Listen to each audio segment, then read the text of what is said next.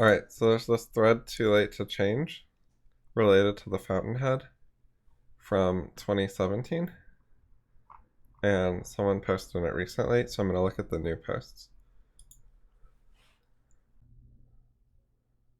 People are very sensitive about this particular passage.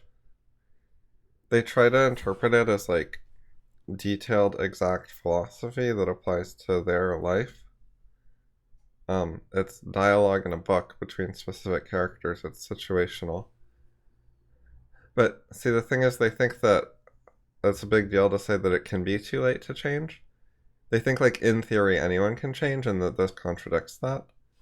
Because BOI basically says there aren't insoluble problems. But this is not saying that Peter's problem is literally insoluble, that it would violate a law of physics to solve Peter's problem or something like that. It means, like, as a practical matter, in Peter's life, in the actual situation, Rourke, like, very seriously does not expect this problem to be solved. He thinks it's too late. It's not going to happen. That doesn't mean, like, technically, literally impossible. It just means it's unrealistic. Like, the way Peter acts, he's not going to solve the problem. There are no things that are actually going to happen to cause a solution. And just continue what Peter's been doing, going by himself and doing more paintings is not going to solve it. That method isn't going to work. It's too late. Maybe if he tried that method 20 years earlier, he could have been a good artist. But now it's not going to work. He has more problems, other problems, more baggage.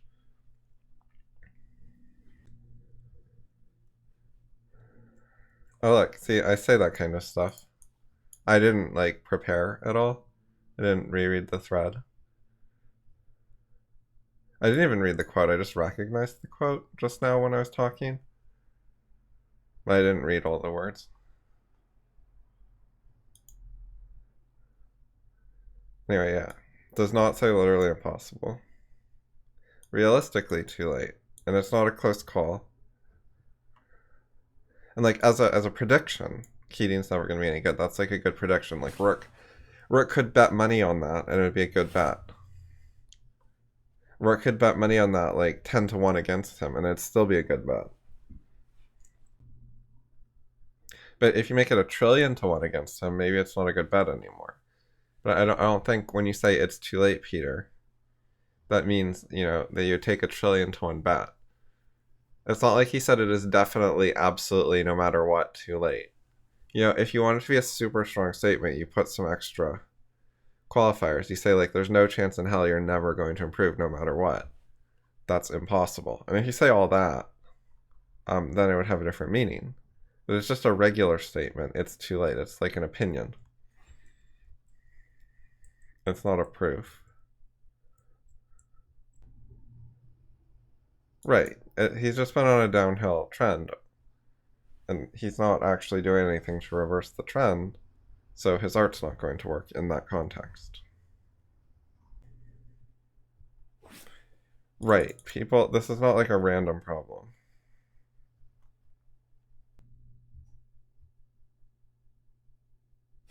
People have that kind of midlife crisis a lot. It's just that Anne takes that seriously part that's a problem. Like, that sort of midlife crisis is reasonably common. But then they treat it sort of like a New Year's resolution, where they have like a burst of energy and it doesn't really go anywhere. But there are actual, like, reasons they've been screwing up their life, and those reasons are still there. And they don't actually have solutions. They just have, like, well, I'll try. But they were trying before. So yes, they'll try, like, more energetically for a little while, and then nothing changes because that's not addressing what the actual problem was.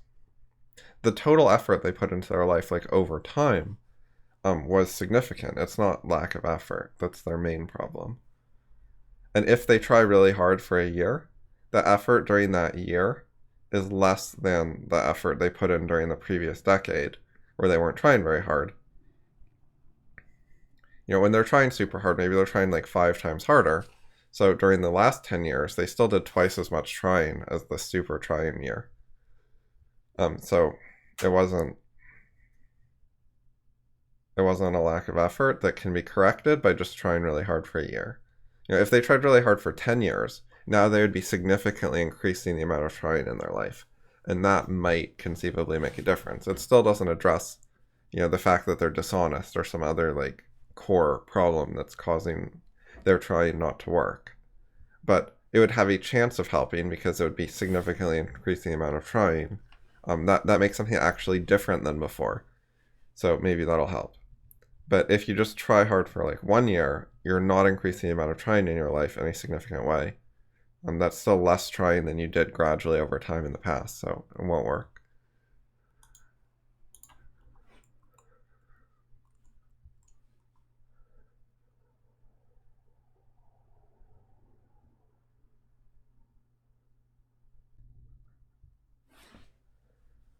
Oh, yeah, she didn't do that. That's true. She'd rather quit than try a piece of advice. But, I mean, that's what she did with all the advice. Yeah, I find this helps as well. I have a series of free writes in Ulysses. I don't do them every day, I do them sporadically. But when I feel like it, I just put the date at the top of the file and write stuff. And some of it's introspective. It's not all introspective. Sometimes I write about like a recent conversation or an idea like that's a bit more external. But some of it's introspection. And it's just useful. And I'll also like sit there calmly and think sometimes. Or go for a walk and think. Or lie in bed and think. Or think in the shower. But actually writing out the words while you're thinking is different. Like you should do both. Some of the time you can just think only thinking, and some of the times you should actually write what you're thinking. Talking what you're thinking is also good. You should try some of that. Even if you don't record it, you could just talk out loud with no microphone and no people around. And that's different than writing or thinking silently. Yeah, so the variety is good, trying it in different ways. Each one has some advantages and disadvantages. Wait, I don't understand. Effectively solving some of my problems, doesn't that refer to problems that she knows about? Like, right? She's solving some of her problems that she knows about, but she doesn't think she's effectively solving the problem. Does she mean she's not effectively solving all the problems she knows about? Is there like a missing all in this sentence? I'm not solving all my problems, just some of them? Because that's okay, you don't have to solve them all at once. You solve some and then you're in a different situation and then you solve some more.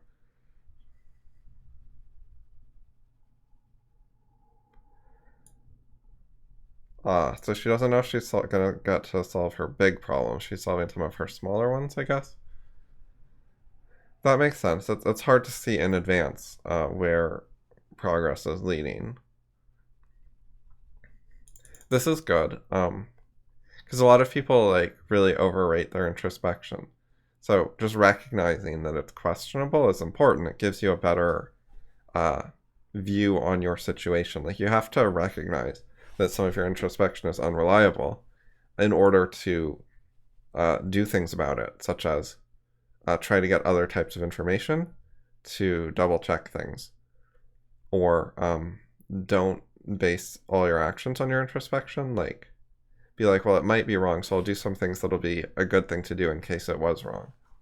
There are various options. You can share it for external criticism if you think it's not reliable.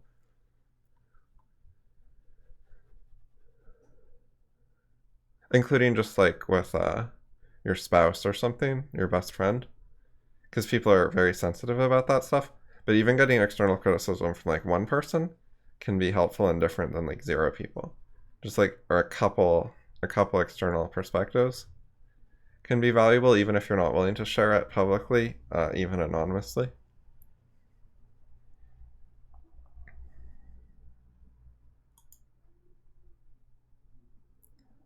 Sometimes public anonymous is easier. Like a lot of people don't trust their spouse that much. Or they don't want like embarrassing things to get out in their social circle, so they don't want to tell any other friends. So like anonymous internet posts can be safer on Reddit or something. than telling anyone who knows them or is part of their like personal IRL life. So it depends. Some people like they're much more comfortable telling their spouse something than the internet, but sometimes it goes the other way.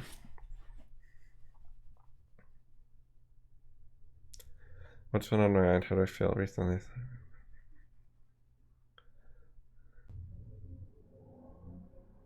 These are all very general. So it's often good to introspect on recent events, like a specific conversation and or a specific event. Like you went out to a barbecue. Um, why did you go to that barbecue? What was it like? How did you like it? What was your opinion of it? What's your like? What was your opinion of it in advance, and what was your opinion during it, and what was your opinion after it? And how do those vary? Did you change your mind in any way? Was it different than you expected? Um, did anything go wrong? Did you have any uncomfortable moments talking to someone? Were there any like conversations to replay in your head and like think, should I have said something differently?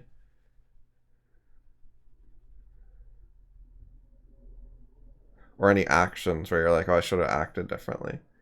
Sometimes there's stuff where you're kind of passive, but like you sort of wish that you had taken action.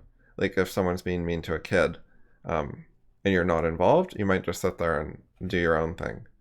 But you might then introspect, should I have gotten involved? Should I have stood up for the kid? Should I have said something? That's worth thinking about. I'm not saying necessarily do it, but I'm saying it's good to evaluate that because in some situations it can be good to do. And thinking about it, was this one of those situations where I should have actually done it or would have not been worth it for some reason? Um, helps you know when to do it or not do it. Because, like, it can be hard to interfere in other people's parenting. It can be, like, none of your business. So, like, if you're at a park and it's just, like, strangers, in general, you shouldn't really interfere. Even if it's pretty gross. If it's like way beyond what's culturally normal, then that gives you an excuse to interfere, or a reason to interfere with strangers at a park. But if they're within the realm of culturally normal, then even if it's pretty bad, normally you shouldn't just butt in. But if you're at like a barbecue with friends, and it's like your cousin or your nephew or whatever is involved, uh, or it's just like your friend's kid or something, those are all situations where it's easier to say something. It's still limited. It depends on how well you know them and various other things. But there's like more possibility that you can express your opinion. And it won't just be seen as interfering in someone else's life. So you can consider like, was it close to the borderline on culturally normal and acceptable? Or was it like straying into anyone can take a stand against this because it's just so bad? And you can consider did you have like a social context where you could say something because you know the people involved some? Or uh, if you're involved more directly, like if the kid was talking to you, that is a reason to be involved. Like sometimes you're at a park and a kid is like, oh, hey, can I have that swing? And you're like, sure. And you get off the swing. And now like you and the kid are talking and then the parent comes up and they're like, don't ask strangers for things. It's too rude. Don't take his swing. And then the parent turns to you and is like, keep the swing. Don't let him have it. At that point you're involved. You're being talked to. So you get to say something like, no, that's okay. He can have the swing. It's fine. It's still at that point. That's not like enough to say, hey, don't be mean to him. There's nothing wrong with asking strangers. Don't discourage him from talking to people. You're going to like scare him so that when he's older, he has trouble dating women because he's scared of talking to anyone because you've never let him talk to anyone. And he's like afraid to just like ask a random person at the park a question. How's he going to ask someone on a date? You can't go off on that rant with that limited context. But you can say like, no, it's fine, he's not causing me a problem, so that the kid hears that and knows that you're not offended. It's just his parent being a bitch. And you can also walk away and let the kid have the swing as an example. Anyway, you can whatever kinds of situations you get back, and you can think back over them. What should you have done? it comes up with all sorts of other stuff too, like not involving kids. Like, there was a cute girl. Should I have asked her out? I just walked past her on the sidewalk. She smiled at me. Was that an indicator of interest? Did she want to be asked out? Or is she just a smiley person? Was she smiling at her phone? You can consider that kind of thing. Or, I almost walked into someone. Should I pay more attention to where I'm going? Or is it not something worth worrying about? Should I be like extra polite while I'm walking around on the sidewalk, or should I just do my own thing as long as it's not a total disaster? If I had bumped into them, like actually bumped into them, would that have been all that bad? Etc. You can wonder that kind of thing. Like, how should I live my life? Is it okay to like read an email on my phone while I'm walking on the sidewalk? Or do I need to pay like full attention to make sure there's like no chance I'll ever bump into someone? And should I like slow down every time I'm going around a corner? Because if I'm going around a corner and someone else is going around a corner at the same time, we might bump into each other. And should I like take the corners wide? Like, because there's like a building, and if you're both like right next to the building, then basically you can't see each other until right when you're about to bump into each other. But if you're like 3 feet away from the building while you're going around the corner, then there's a lot more leeway. Because the other person would have to walk forward an extra 3 feet before they could bump into you. Anyway, you could consider shit like that. These are just like minor examples, but your life is full of things you could think over, like, could I have done this better? Am I doing it in a good way? Conversations are good because they involve ideas kind of directly. Like, if I was talking about, like, say you had a debate, then you can think about what you should have said, what arguments would have been better, etc. That's only like semi-introspection, because it's partly about like, all of these, actually, my examples were like semi-introspection because they involved like other people or external circumstances or whatever. It's not just purely thinking about like your internal state. But that's okay. Like, a lot of introspection is like that. That's normal. That introspection is like partly about yourself and partly about the external world. So don't get hung up on like focusing only internally. Your interactions with the external world involve you and what kind of person you want to be and how you want to deal with the world.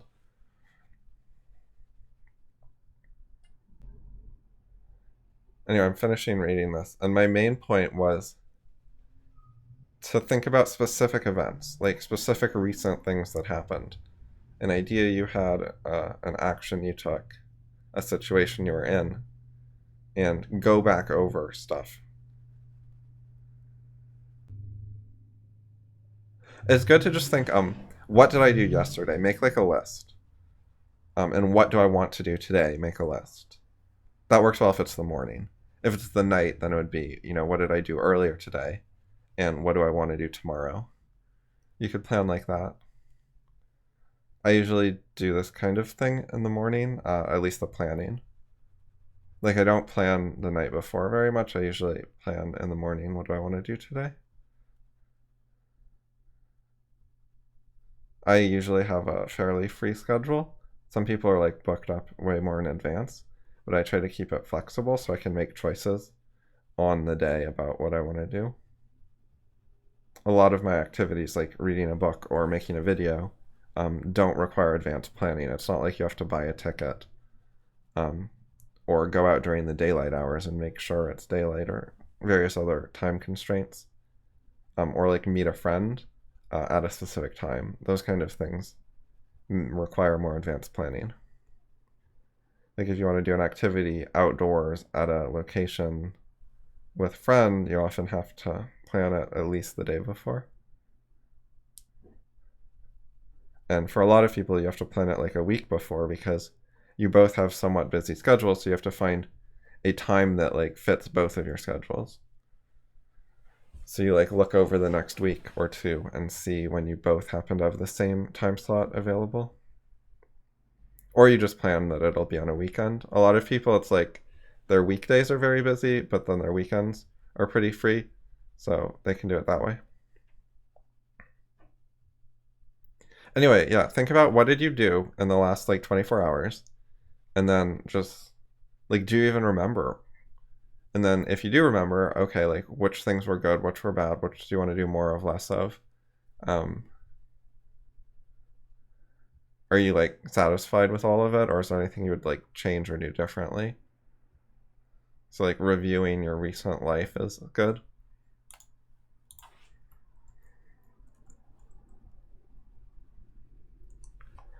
I don't like this why not question because I found the writing like ambiguous. I wonder if this was asked like before reading the rest of the paragraph. Anyways, it's not a big deal. But I don't think it gets at like the what you say is unclear issue. See, it could prompt Anne to start like answering the question directly instead of clarifying what she meant before.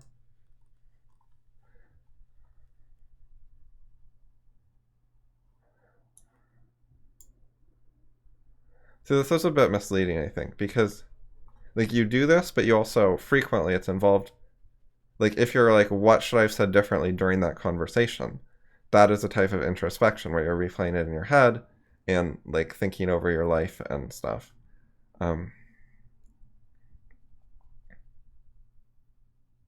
But this definition doesn't fit that very well.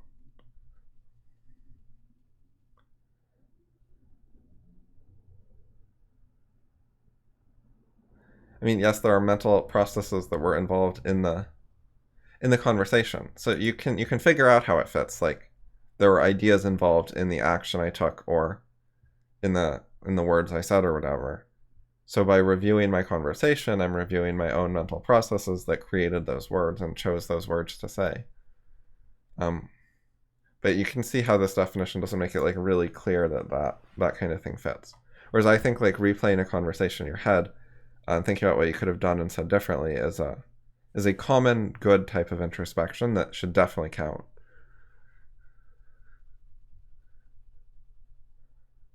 Any kind of like what could I have done differently is reviewing like what kind of person you are and should you change in any way. And so I think that kind of thing is good and should count. And this definition is a little off. Because it makes it sound like you're only examining your own mental and emotional processes. Whereas I think if like, say, a third or more of what you're examining is those things, then that can still be introspection. It doesn't have to be like all about those. It can just be like half about those, or even less than half, and it can still be good introspection that deals with these some.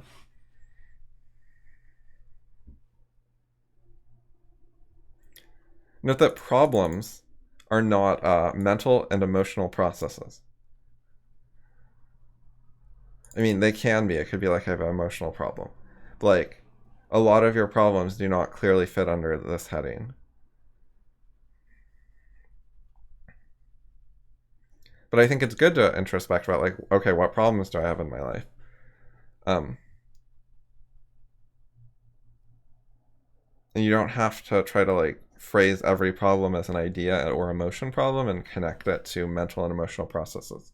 Like it's possible to connect it to those things because you can connect pretty much anything to mental processes. Like anytime you move your arm or take an action, any physical action is connected to a mental process, unless it's a reflex. Like, you know, when the doctor like taps her knee with the hammer and you kick, then that action of kicking was not due to a mental process, it was due to a reflex.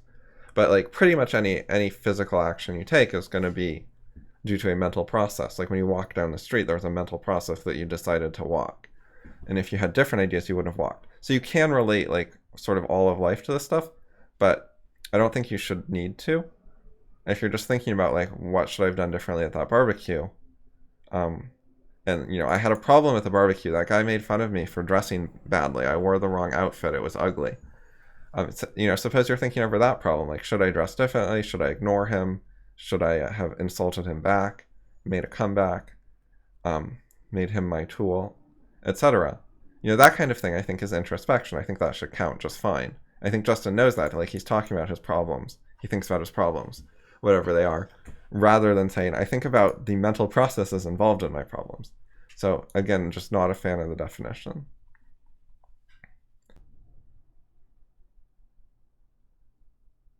Yeah, this is fair.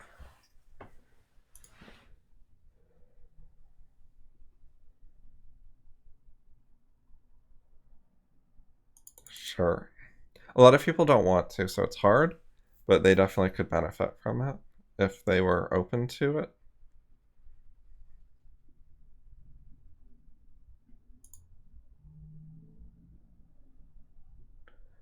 Right, see, honesty is the kind of thing that fits this definition really well. Like, was my mental process honest?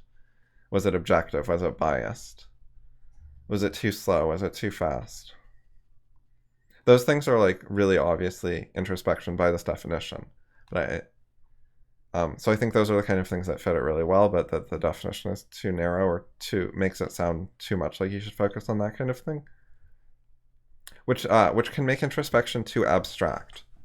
This kind of introspection, people can get kind of stuck because it's too abstract and they don't know what to think about. And that was kind of the problem Anne was having, where like all of these things are really generic.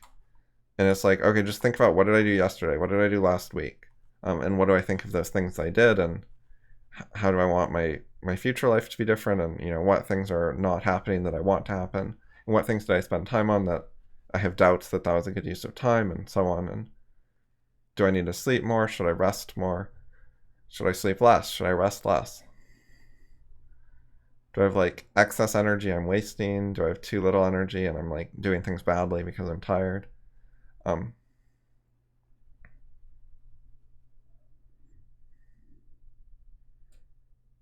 again, like sleep is an example of something that's it's governed by a mental process because you decide when to go to bed or not, but you know, it's not directly a mental process.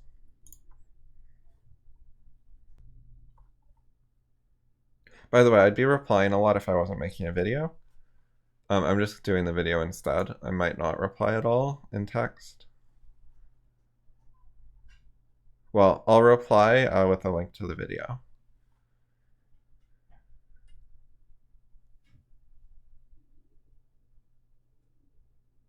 But the thing I wanted to clarify is the way to deal with emails is not to read them, have all of these thoughts like I've been talking out loud. Don't have like that many thoughts and then say nothing. Like just be like, okay, I read it, I'm done. You know, if you record what you said, that works, or if you write it down, that works. But you know, if you're gonna think about it that much, it's worth communicating something. At least like a couple of the key points. Because then you can get feedback on, does anyone like disagree with your analysis? And people can learn from your analysis. In general, when you share ideas, there's a duality where you can get criticism where someone helps you learn, or they can read it and agree with it and you've helped them learn. In general, when you communicate something, like either it helps them or they help you. It can go either way, and it's hard to know which one will happen.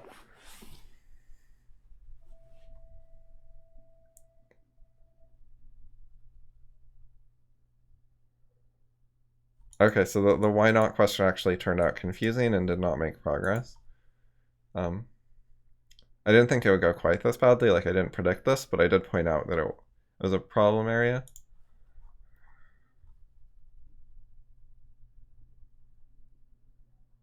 Anyway, the video might clear up what's going on here, maybe.